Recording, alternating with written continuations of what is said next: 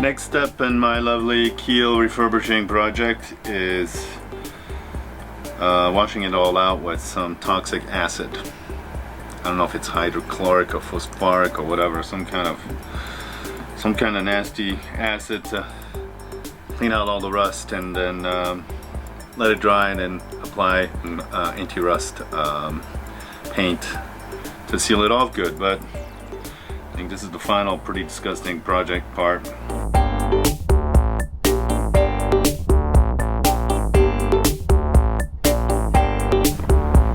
Nasty. Well, the hit parade of aromas continues.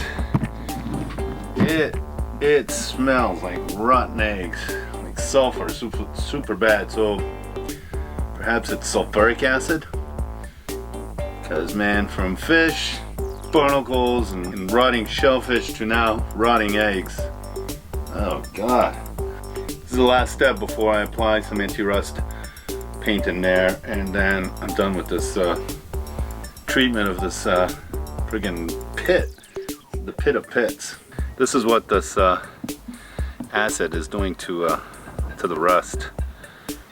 Pretty active. So now I gotta rinse it out.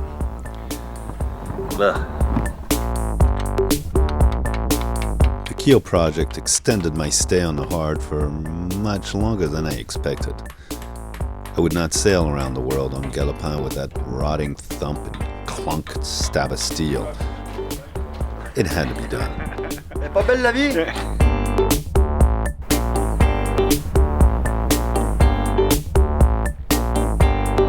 Beeks was back and found a home for his old companion Rita. Since he wants to sail around the world too, he needed help with Rita. He'd stumbled on a young woman who was looking for a mature, barking dog to keep her company. So he took Rita to her new home for a test stay. Allez, allez. Voilà, la grosse mémé, elle est en forme là. Bix's ride was as old and crippled as Rita. Times are tough.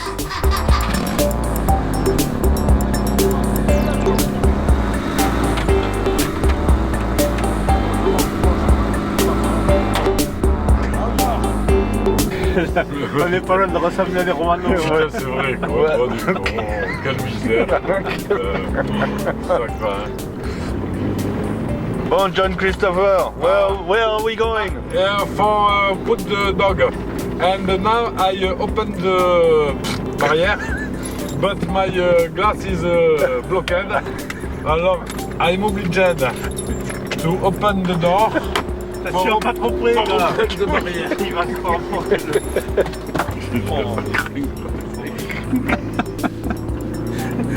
C'est le trio d'enfer. Voilà, c'est l'île au loisir pour Rita. Tu connaissais ici, Al? Ouais, moi j'étais venu une fois regarder. Rita's new home was aptly called Leisure Island.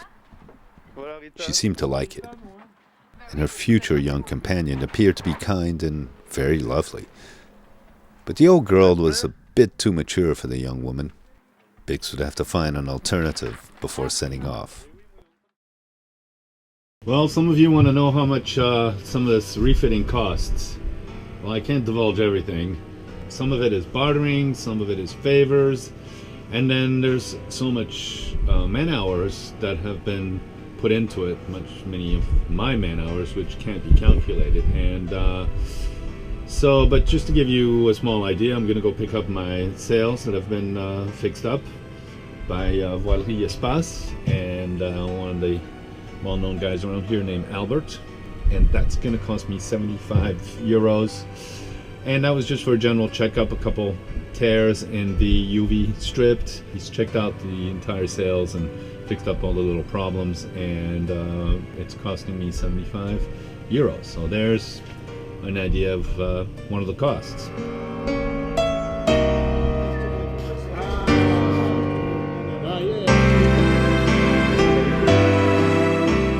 Later that evening, we all met up for drinks and steamed mussels at the Cutty Sark, the local port pub. So on this bright sunny morning, I'm going to do a little work on the propeller shaft. I've got to put it back into its base that's attached to the inverter or the gearbox, and I've got to put on the seal that seals it from salt water.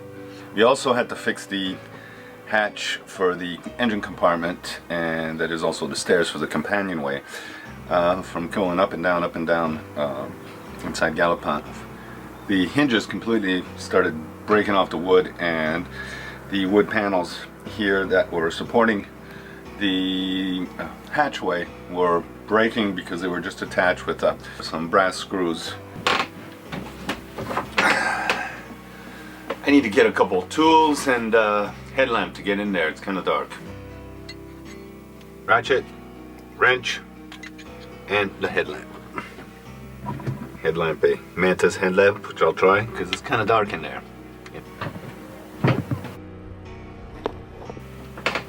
Alright, so we gotta go back in the engine compartment. We need another tool. I'm gonna need the hammer to pound the shaft out of there. Wow. I don't know why, but for some reason I feel refreshed today. Lighter. Like I got something off my chin. Boy, does it feel good to be hairless or hair free. Jesus God. How can these people do it with their beards? Man, hipsters, how do you guys do it with your beards? It's annoying. Scratches, everything. Hairs would come up and tickle my nose. Yesterday I was eating some mussels with aioli sauce, lots of garlic and everything, and felt like it kept dripping on my beard and being stuck, like my whole beard was like a brownie paper towel collecting all this crap on my, my face, and I just couldn't take it this morning. I just had to do something about it, and I did, and I feel much better. Sorry about those beard fans. Maybe I'll let it grow when I'm out to sea, but just couldn't do it anymore. So that's it. It's the new, almost clean-shaven Sailor Alex. I feel like I'm in the birds.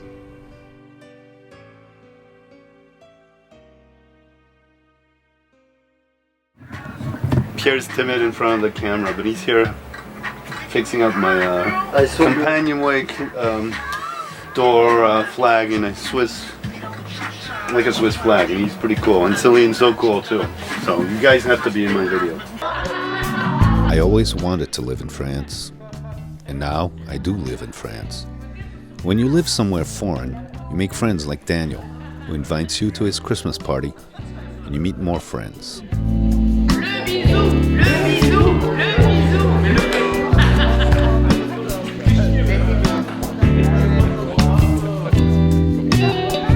Alors mettez de l'huile, donc de parfum bio en haut de la lampe, dans le récipient. Allumez la bougie en bas et tout devrait bien se passer. Voilà. Voilà.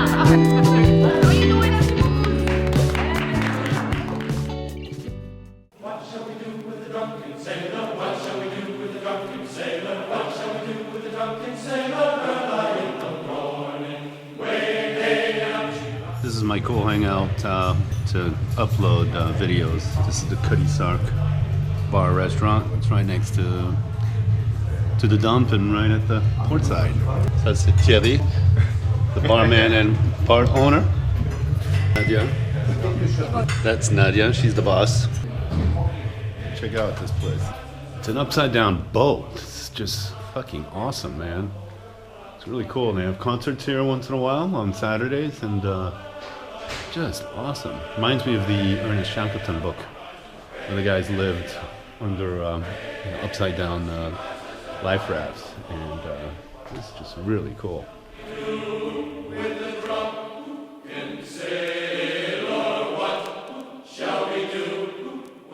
I don't like to say I want to sail around the world, but rather I'd like to live around the world.